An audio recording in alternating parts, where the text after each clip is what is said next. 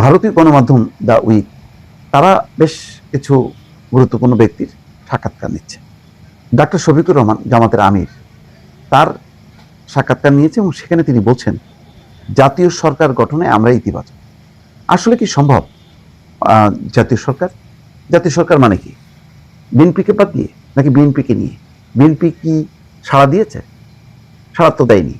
সর্বশেষ যে মুখোমুখি কথা হয়েছে সেটা বেগম খালেদা জিয়ার মৃত্যুর পর শফিকুর রহমান গিয়েছিলেন গুলশানে তারেক রহমানকে সমবেদনা জানাতে। সেখানে তার সাথে সাক্ষাতের পর সাংবাদিকদেরকে তিনি বলেছেন যে নির্বাচনের পর তারা জাতীয় সরকার গঠনে আশাবাদী এবং তারা চায় বিএনপিকে নিয়ে জাতীয় সরকার গঠন। কিন্তু এখন পর্যন্ত বিএনপি একটা লাইনও কিন্তু মানে এর জবাব দেয়নি, কোনো প্রতিক্রিয়া দেয়নি। তার মানে হচ্ছে বিএনপি অবশ্যই জামাতকে নিয়ে জাতীয় সরকার করতে চায়। তাহলে জামাত বিএনপিকে নিয়ে জাতীয় সরকার গঠন করে কোন ভরসা? আর সবচেয়ে বড় কথা হলো যে জামাতের যে লক্ষ্য উদ্দেশ্য তার সাথে কি বিএনপির রাজনীতি এটা মিলবে? এটা তো অনেক সাংঘর্ষিক। তাদের নারী নীতি নিয়ে, তাদের শরিয়া আইন নিয়ে এখনো অস্পষ্টতা। তারা বলেনি যে এটা তারা কখনো বাস্তবায়ন করবে না, কিন্তু ইসলামিক দলের তো একটা ইসলামিক আদর্শ থাকে। তার মানে সে যদি সেই আইনই না করতে পারে তাহলে মানে ইসলামী নামটা কেন? তো সুতরাং অনেকগুলো বিষয় এটা কোনোভাবেই যাবে না। তো যেটা হতে পারে তারা বলতে পারে যে আমরা একটা কার্যকর সংসদ প্রতিষ্ঠা করব, যেখানে সরকার এবং বিরোধী দল মিলে আমরা জাতীয় নীতি প্রণয়ন ইস্যুতে বা মানে গুরুত্বপূর্ণ জাতীয় সংকট, জাতীয় নীতি প্রণয়ন এসব ক্ষেত্রে আমরা ঐক্যবদ্ধভাবে কাজ করব।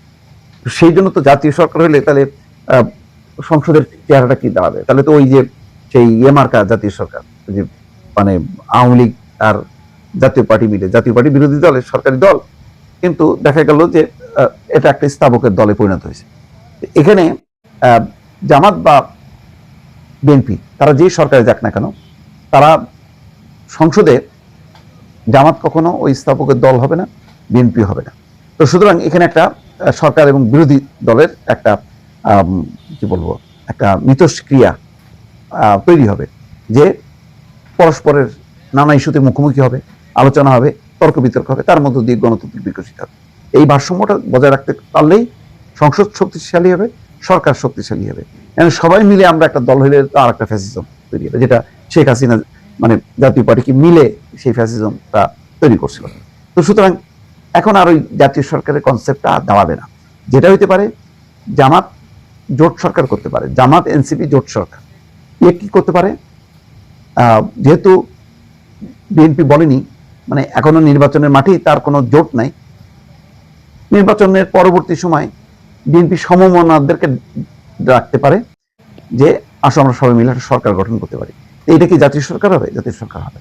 জাতীয় সরকার তখনই হবে যখন প্রধান প্রধান দলগুলো মিলে একটা সরকার গঠন করবে। আসলে এই নির্বাচনের মধ্য দিয়ে ফরম্যাট যেটা বোঝা যাচ্ছে, ওই জামাতও জাতীয় সরকার করতে পারবে না, বিএনপিও করতে পারবে না। এটা হচ্ছে কথার কথা। এই রাজনৈতিক এই সমস্ত রেটরিক, এইসব কথাবার্তা বলার দরকার না, বলাই তো ভালো। কিন্তু ওই যে মানুষকে আকৃষ্ট করা, জাতীয় সরকার বললেই সবাই মনে কর বাপরে বাপ, জামাত কি মানে উদার একটা রাজনৈতিক দল, সবাইকে ডাকছে আসো সবাই মিলে দেশ গড়ি, সবাই মিলে সরকার গঠন করি। বাস্তবে কি তাই হবে? দর্শক, আপনার মতামত চাই।